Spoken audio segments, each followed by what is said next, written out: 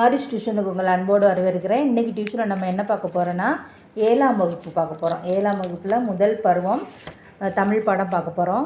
இது உங்களுக்கு ரிவிஷனுக்கு ரொம்ப யூஸ்ஃபுல்லாக இருக்கும். நீங்கள் ஏதாவது வேலை பண்ணிக்கிட்டே கூட இதை ஆன் பண்ணி கேட்டுட்ருக்கலாம். இப்போ பார்த்தீங்கன்னா இயல் 1 பார்ப்போம். எங்கள் தமிழ். இப்போ எங்கள் தமிழ் இதோட ஆசிரியர் யார்? எங்கள் தமிழ் இதோட ஆசிரியர் நாமக்கல் கவிஞர் வே. ராமலிங்கனார் தான் இதோட ஆசிரியர். எங்கள் தமிழோட ஆசிரியர். இப்போ காந்திய கவிஞர் என அழைக்கப்படுவர் யார்? காந்திய கவிஞர் என அழைக்கப்படுவர் நாமக்கல் கவிஞர் தான். தமிழகத்தின் முதல் அரசவை கவிஞராக விளங்கியவரும் இவர் தான். தமிழகத்தோட முதல் அரசவை கவிஞர். நிறைய பேர் அரசவை கவிஞராக இருந்திருக்காங்க. ஆனால் முதல் அரசவை கவிஞர் நாமக்கல் கவிஞர் தான். இதில் சொல்லும் பொருளும் பாருங்கள். ஊக்கிவிடும் அப்படின்னா அதோட பொருள் என்ன? ஊக்கிவிடும் அப்படின்னா ஊக்கப்படுத்தும். குறி அப்படின்னா குறிக்கோள். விரதம் அப்படின்னா நோன்பு. இவர் நாமக்கல் கவிஞருடைய நூல்கள் என்னென்ன நூல்கள்? இதில் ஒரு 3 நூல்கள் கொடுத்துருக்காங்க. நாமக்கல் கவிஞரோட நூல்கள் மலைக்கள்ளன், நாமக்கல் கவிஞர் பாடல்கள், என் கதை, சங்கொலி அப்படின்னு 4 நூல்கள் கொடுத்துருக்காங்க. இந்த மாதிரி பல்வேறு நூல்களை எழுதியுள்ளார். அப்போ எங்கள் தமிழோட ஆசிரியர் நாமக்கல் கவிஞர். காந்திய கவிஞர் என அழைக்கப்படுவர் நாமக்கல் கவிஞர் வே. ராமலிங்கனார். நெறி என்னும் சொல்லின் பொருள் என்ன? நெறி அப்படின்னா அதோட சொல்லின் பொருள் என்ன? வழி. அடுத்து ஒன்றல்ல இரண்டல்ல. ஒன்றல்ல இரண்டல்ல இதனோட ஆசிரியர் யார்? உடுமலை நாராயண கவி. யார்? உடுமலை நாராயண கவி. இதோட சொல்லும் பொருளும். முகில் அப்படின்னா என்ன? மேகம். உபகாரி அப்படின்னா அதோட பொருள் என்ன? உபகாரி அப்படின்னா வள்ளல். அற்புதம் அப்படின்னா வியப்பு. பகுத்தறிவு கவிராயர் என புகழப்படுவர் யார்? பகுத்தறிவு கவிராயர் என புகழப்படுவர் உடுமலை நாராயண கவி. இதிலெல்லாம் இந்த மாதிரி அடைமொழி பெயர்கள்லாம் ரொம்ப முக்கியம். நம்ம நாமக்கல் கவிஞருக்கு என்ன பார்த்தோம்? காந்திய கவிஞர் அப்படின்னு பார்த்தோம். இவர் பார்த்திங்கன்னா பகுத்தறிவு கவிராயர் என அழைக்கப்படுவர் யார் அப்படின்னா உடுமலை நாராயண கவி. இவர் திரைப்பட பாடலாசிரியர் இருந்திருக்காரு. தமது பாடல்கள் மூலம் பகுத்தறிவு கருத்துக்களை பரப்பியவர். அதனால் பகுத்தறிவு கவிராயர் என அழைக்கப்படுகிறார். பகைவரை வெற்றி கொண்டவரை பாடும் இலக்கியம் எது? பகைவரை வெற்றி கொண்டவரை பாடும் இலக்கியம் பரணி இலக்கியம். அடுத்து பார்த்திங்கன்னா முல்லைக்கு தேர் தந்து மலைமேகத்தை விட புகழ் பெற்றான். யார் அவர்? முல்லைக்கு தேர் தந்து மலை மேகத்தை விட புகழ் பெற்றவர் யார் அப்படின்னா வள்ளல் வேள்பாரி. புலவரின் சொல்லுக்காக தன் தலையவே தர துணிந்தவர் யார்? புலவரின் சொல்லுக்காக தன் தலையே தர துணிந்தவர் குமணவள்ளல். யார்? குமணவள்ளல்.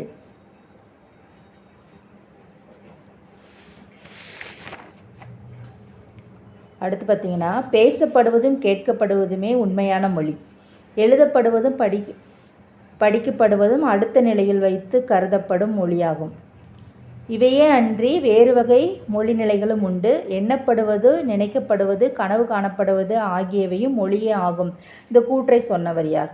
பேசப்படுவதும் கேட்கப்படுவதும் உண்மையான மொழி அப்படின்னு ஒரு கூற்று சொல்லியிருப்பார். அந்த கூற்றை சொன்னவர் யார் அப்படின்னா மு. வரதராஜனார். யார் சொல்லியிருக்கா? மு. வரதராஜனார். எடுத்தல் படித்தல் நலிதல் உழப்பில் திரிபும் தத்தமிழ் சிறிது உளவாகும். இது எந்த நூலில் வந்த பாடல் வரி? இந்த பாடல் வரி இடம்பெற்ற நூல் எது? எடுத்தல் படுத்தல் நன்னூல். நன்னூல் அப்படிங்கிற நூலில் வர பாடல் வரி.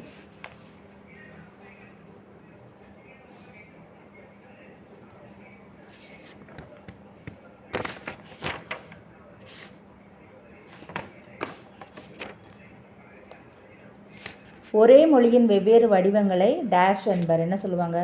ஒரே மொழியோட வெவ்வேறு வடிவங்கள். மொழி ஒன்று தான், அதோட வடிவங்கள் மட்டும் வேறு வேறு இருக்கும். அதான் வட்டார மொழி என்பர். வட்டார மொழி. இப்போ பார்த்திங்கன்னா இருக்கிறத என்ன சொல்லுவாங்க?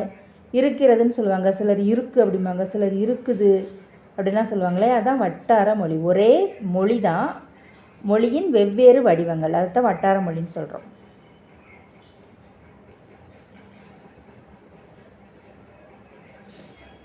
அதாவது தமிழில் பேச்சு மொழிக்கும் எழுத்து மொழிக்கும் வேறுபாடு உண்டு.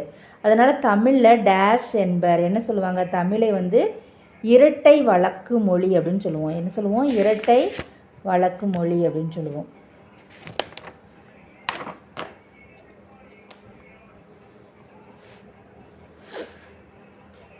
ஒளியின் வரி வடிவம் என்னது, ஒளியின் வரி வடிவம் சவுண்டு, அதோட வரி வடிவம் வந்து எழுத்து ஆகும். தமிழின் கிளைமொழிகளில் ஒன்றுன்னு கீழே 4 ஆப்ஷன் கொடுத்துருக்காங்க. உருது, இந்தி, தெலுங்கு, ஆங்கிலம். என்னது, தமிழின் கிளைமொழிகளில் ஒன்று வந்து தெலுங்கு. பேச்சு மொழியை டேஸ் வழக்கு என்று கூறுவர். என்ன சொல்லுவாங்க, உலக வழக்கு என்று கூறுவர். அடுத்து பார்த்திங்கன்னா குற்றிய லுகரம், குற்றிய லிகரம். குற்றிய லுகரம் அதாவது தனக்குரிய ஓசையில் குறைந்து ஒலிக்கும் உகரம் என்னது, குற்றிய லுகரம். குசுடு துபுரு அப்படின்னு வரும் இல்லையா, குற்றிய லுகரம். தனக்குரிய மாத்திரை அளவில் முழுமையாக ஒலிப்பது முற்றிய லுகரம் அப்படின்னு சொல்லுவோம். குரில் எழுத்துக்களை குறிக்க கரம்ங்கிற வார்த்தை யூஸ் பண்ணுறோம். அகரம், இகரம், உகரம், சிகரம், மகரம் அப்படின்னு யூஸ் பண்ணுறோம். அடுத்து பார்த்திங்க ககரம், மகரம். நெடில் எழுத்துக்களை குறிக்க வந்து கான் அப்படின்னு யூஸ் பண்ணுறோம். ஐகான், அவுகான் அப்படின்னு. குறில்நெடில் எழுத்துக்களை குறிக்க காரம், மகாரம், ஏகாரம், ஐகாரம், அவுகாரம்னு சொல்கிறோம். ஆயுத எழுத்தை குறிக்க கேனம், அக்கேனம் அப்படின்னு சொல்கிறோம். அப்படின்னு ஒரு தெரிந்து கொள்வோங்கிற பாக்ஸில் போட்டிருக்காங்க. பார்த்திங்கன்னா குற்றிய லுகரம் இருக்கு இல்லையா, குற்றிய லுகரத்தோட வகைகள் எத்தனைன்னா 6 இருக்குது. எத்தனை வகைகள் இருக்குது, 6 இருக்குது. நெடில் தொடர் குற்றிய லுகரம், ஆயுத தொடர் குற்றிய லுகரம், உயிர் தொடர் குற்றிய லுகரம், வன் தொடர் குற்றிய லுகரம், மென் தொடர் குற்றிய லுகரம், இடைத்தொடர் குற்றிய லுகரம் அப்படின்ட்டு. அதாவது இவ்வு இருக்கு இல்லையா, இவ்வு அந்த எழுத்தை தொடர்ந்து வரும் குற்றிய லுகர சொற்கள் இல்லை அப்படின்னு சொல்கிறாங்க. இவ்வு அப்படிங்கிற எழுத்தை தொடர்ந்து வரக்கூடிய குற்றிய லுகர சொற்கள் இல்லை. குசுடு துபுரு தானே நம்ம குற்றிய லுகர சொற்கள் பார்த்தோம். குசுடு துபுரு அந்த இவ்வு அப்படிங்கிற எழுத்தை அடுத்து அந்த வராது அப்படின்னு சொல்கிறாங்க. குற்றிய லிகரம் வந்து தற்போது உரைநடை வழக்கில் இல்லை. இலக்கியங்களில் மட்டுமே வரக்கூடியது எனது குற்றிய லிகரம் வந்து இலக்கியங்களில் மட்டும் வரக்கூடியது. காடு, காடு கார்த்திகை தீபம் என காடெல்லாம் பூத்திருக்கும் பார்த்திட வேண்டுமடி கிளியே பார்வை குளிருமடி அப்படின்னு ஒரு பாடல் வரும். இந்த பாடலோட ஆசிரியர் யார் அப்படின்னா சுரதா. அந்த பாடலின் ஆசிரியர் யார், சுரதா. இப்போ சொல்லும் பொருள்னு பார்ப்போம். அதிமதுரம் அப்படின்னா அதோட பொருள் என்ன, அதிமதுரம். அதிமதுரம் அப்படின்னா மிகுந்த சுவை. கொம்பு அப்படின்னா அதோட பொருள் என்ன, கொம்பு அப்படின்னா கிளை. கொம்புன்னா என்னது, கிளை. நச்சரவம், நச்சரவம் அப்படின்னா என்னது, நச்சரவம்னா விடமுள்ள பாம்பு.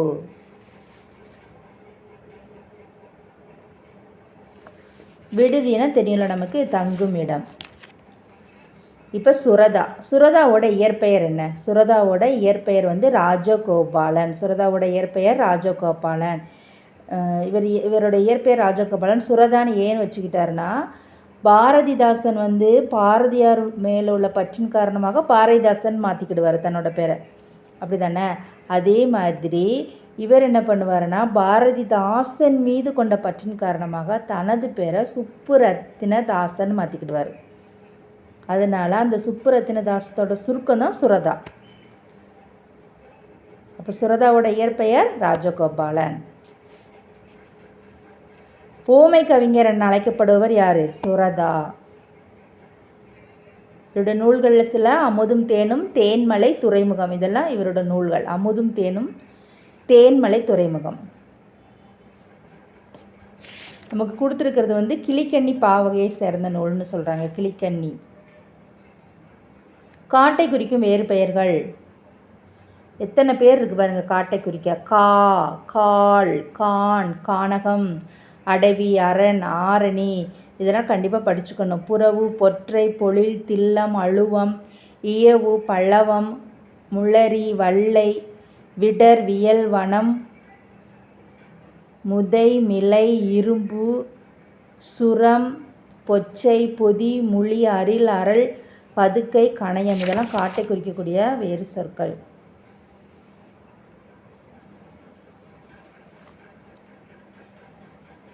அப்படியே நிற்கட்டும் அந்த மரம். இதோட ஆசிரியர் யார்? அப்படியே நிற்கட்டும் அந்த மரம். இதோட ஆசிரியர் ராஜமார்த்தாண்டன்.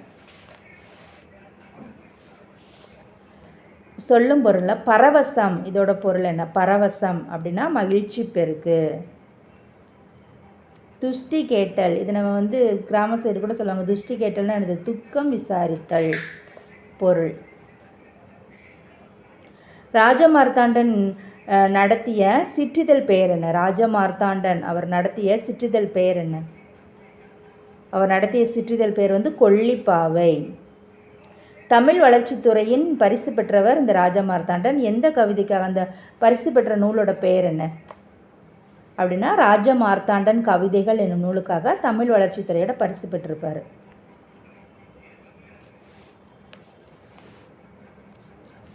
கொப்புகள் விலக்கி கொத்து கொத்தாய் கருவேலங்காய் பறித்து போடும் மெய்ப்பனை ஒரு நாளும் சிராய்ப்பதில்லை கருவமுட்கள். குழந்தை வரைந்தது பறவைகளை மட்டுமே, வானம் தானாக உருவானது.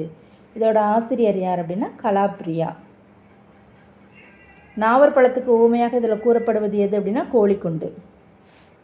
சுட்ட பழங்கள்னு எதை சொல்கிறாங்கன்னா மண் ஒட்டிய பழங்கள். விலங்குகள் உலகம். அடுத்த படம். தமிழ்நாட்டில் வனக்கல்லூரி அமைந்துள்ள இடம் எது? தமிழ்நாட்டில் வனக்கல்லூரி அமைந்துள்ள இடம் மேட்டுப்பாளையம். கோவை மாவட்டத்தில் உள்ள மேட்டுப்பாளையம்.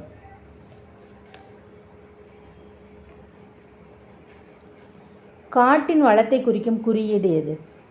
காட்டின் வளத்தை குறிக்கும் குறியீடு எது அப்படின்னா புலி. புலி தான் காட்டோட வளத்தை குறிக்கும் குறியீடு. இது ஒரு பண்புள்ள விலங்கு.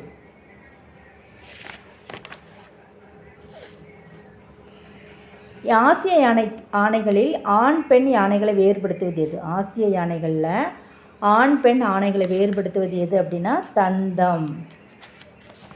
எது வேறுபடுத்தி காட்டுது? தந்தம். ஆசிய யானைகளில்.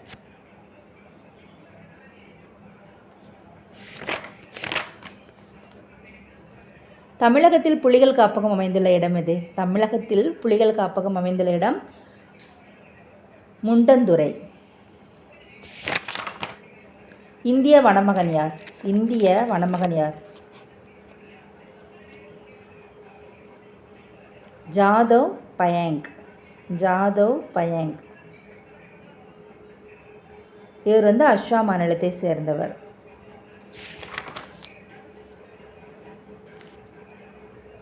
இவருக்கு இந்திய வனமகன் என்னும் பட்டத்தை 2012ஆம் ஆண்டு எந்த பல்கலைக்கழகம் வழங்கியது? ஜாதவ் பயங் தான் இந்திய வனமகன். அந்த ஜாதவுக்கு இந்திய வனமகன் என்னும் பட்டத்தை 2012ஆம் ஆண்டு வழங்கியிருக்காங்க. அது வழங்கிய பல்கலைக்கழகம் எது அப்படின்னா ஜவஹர்லால் நேரு பல்கலைக்கழகம். 2012 வனமகன் பட்டம் கொடுத்துருக்காங்க. பத்மஸ்ரீ விருது கொடுத்துருக்காங்க. யாருன்னா இந்திய அரசு. அது எந்த வருடம் அப்படின்னா 2015ஆம் வருடம். அடுத்து ஒரு பல்கலைக்கழகம் மதிப்புறு முனைவர் பட்டம் வழங்கியிருக்கு. அது எந்த பல்கலைக்கழகம் அப்படின்னா ஹவுகாத்தி பல்கலைக்கழகம். அப்போ வனமகன் இந்திய வனமகன்கிற பட்டம் கொடுத்தது ஜவஹர்லால் நேரு பல்கலைக்கழகம். மதிப்புறு முனைவர் பட்டம் கொடுத்தது ஹவுகாத்தி பல்கலைக்கழகம். மறந்துடக்கூடாது. இந்திய வனமகன் 2012.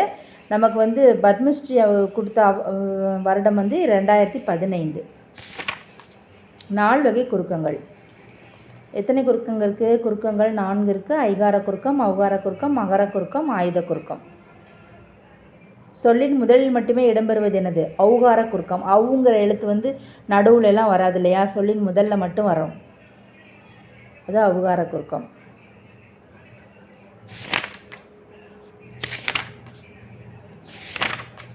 திருக்குறள் பார்த்திங்கன்னா வள்ளுவரை எப்படிலாம் அழைக்கிறாங்க? முதற்பாவலர், பொய்யில் புலவர், சென்னா போதகர் போன்ற சிறப்பு பெயர்களால் குறிப்பிடப்படுகிறார். திருக்குறள் 3 பகுப்புகளை கொண்டது. என்னென்னது? அறத்துப்பால், பொருட்பால், இன்பத்துப்பால் அப்படின்னு 3 பகுப்புகளை கொண்டதுன்னு தெரியும். இதில் அறத்துப்பாலில் எத்தனை அதிகாரம், பொருள்பாலில் எத்தனை அதிகாரம், இன்பத்துப்பாலில் எத்தனை அதிகாரம்?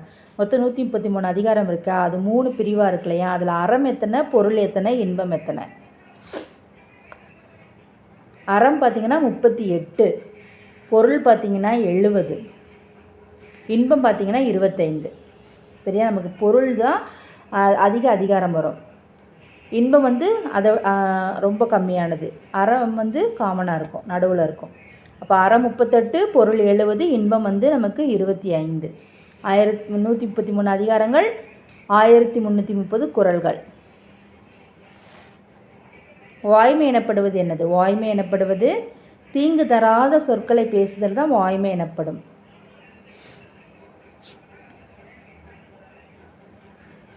டேஸ் செல்வம் சான்றோர்களால் ஆராயப்படும் அப்படின்னா பொறாமை உள்ளவன் செல்வம்.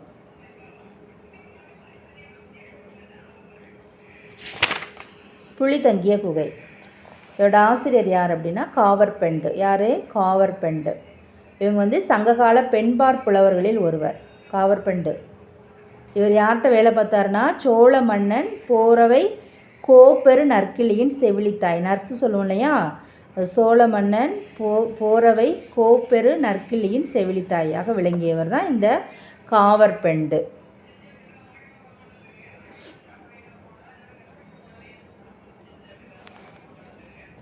சிற்றில் அப்படின்னா பொருள் என்ன? சிற்றில்னா பொருள் என்ன? சிற்றில்னா சிறு வீடு.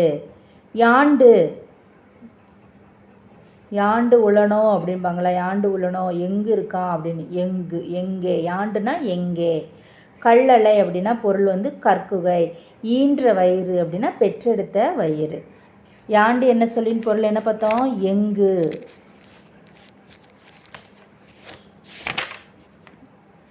அடுத்து பாஞ்சை வளம். பாஞ்சை வளம் இதனுடைய ஆசிரியர் யார்?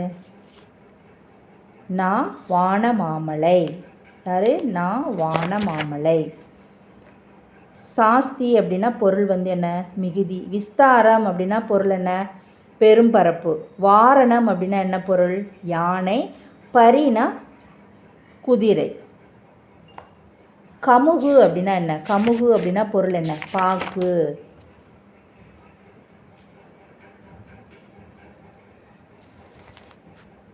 ஊர்வலத்தின் முன்னால் எது வந்து அசைந்து வந்ததா? வாரணம். வாரணம்னா என்னது? வாரணம்னா யானை. யானை அசைந்து வந்தது.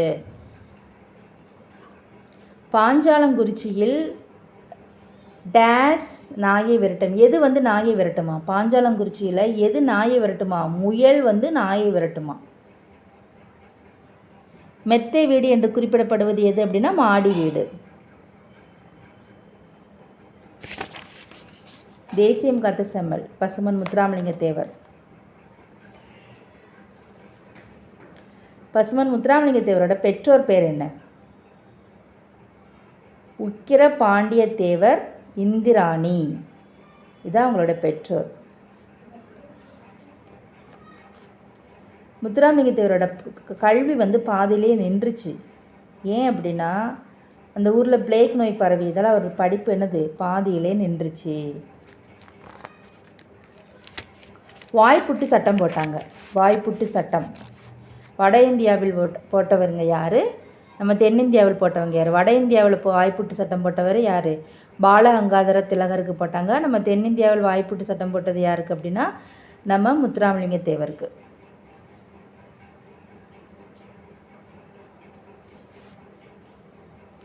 இவரை தேசியம் காத்த செம்மல் என பாராட்டியவர் யார்? முத்துராமலிங்க தேவரை தேசியம் காத்த செம்மல் என பாராட்டியவர் திருவி கல்யாண சுந்தரனார். வங்கசிங்கம் என போற்றப்படுவர் யார்? வங்கசிங்கம் நேதாஜி சுபாஷ் சந்திர போஸ்.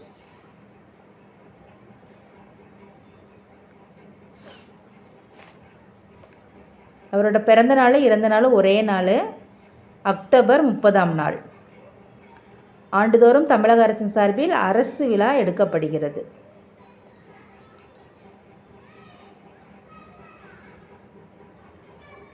முதலில் இவர் எந்த ஊரில் வந்து உரையாற்றினார்? முதலில் முத்துராமலிங்க தேவர் எந்த ஊரில் உரையாற்றினார்னா சாயல்குடிங்கிற ஊரில். எந்த தலைப்பில் பேசினார்னா விவேகானந்தரின் பெருமை என்னும் தலைப்பில் 3 மணி நேரம் உரையாற்றிருப்பார்.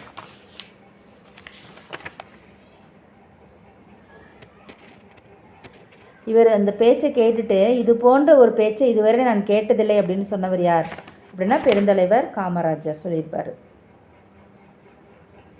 இதில் இவரோட சிறப்பு பெயர்கள் என்ன அப்படின்னா தேசியங்காத்த செம்மல், வித்யாபாஸ்கர், பிரவசன கேசரி, சன்மார்க்க சண்டமாருதம், இந்து புத்த சமய மேதை, இதெல்லாம் இவரோட சிறப்பு பெயர்கள். இவர் வாழ்நாட்களில் 1/5 சிறையில் கழித்தார் அப்படின்னு சொல்கிறாங்க. 1/5 சிறையில் கழித்தார். அடுத்து இவர் மனதில் என்ன நினைக்காரோ அதை அப்படியே பேசிவிடுவது அவர் வழக்கம் அப்படின்னு ஒரு பாராட்டுறவர் யார் அப்படின்னா மூதறிஞர் ராஜாஜி இவரை பாராட்டியிருப்பார்.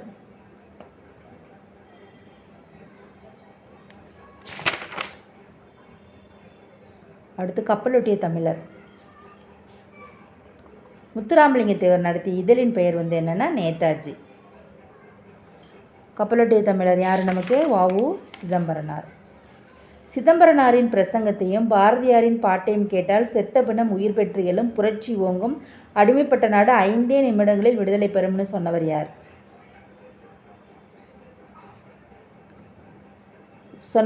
அப்படின்னா சிதம்பரனாருக்கு இரட்டை வாழ்நாள் சிறை தண்டனை வழங்கிய நீதிபதி பின்கே சொல்லியிருப்பார். பின்கேவோட கூற்று அது.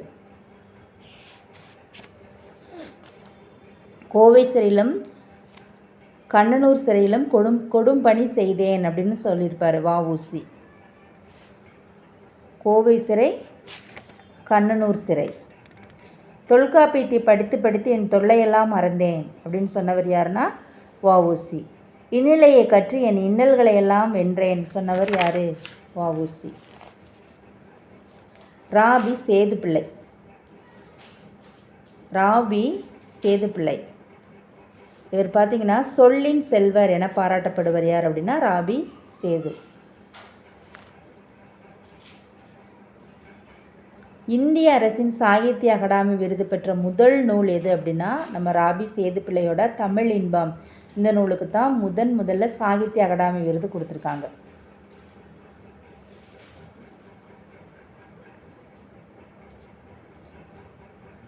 ஆற்றங்கரையிலே கடற்கரையிலே தமிழ் விருந்து, தமிழகம், ஊரும் பேரும், மேடை பேச்சு, இதெல்லாம் இவர் எழுதிய நூல்கள். யார்? ராபி சேதுப்பிள்ளை எழுதிய நூல்கள்.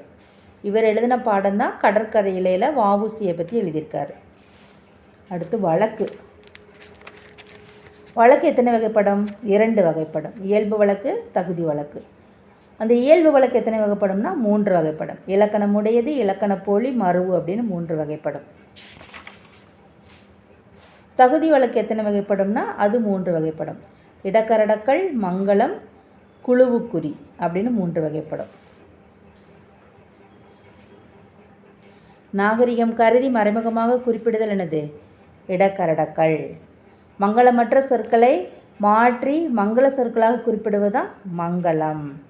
அடுத்து பிறர் அறியாமல் ஒரு குழுவுக்கு மட்டும் புரியும் வகையில் குறிப்பிடுதல் என்னது? குழுவுக்குறி அப்படி சொல்கிறோம். போலி எத்தனை வகைப்படும்? போலி 3 வகைப்படும். முதற்போலி, இடைப்போலி, கடைப்போலி. இது தவிர முற்றுப்போலின்னு ஒன்று இருக்குது. இதுதான் போலியின் வகைகள்.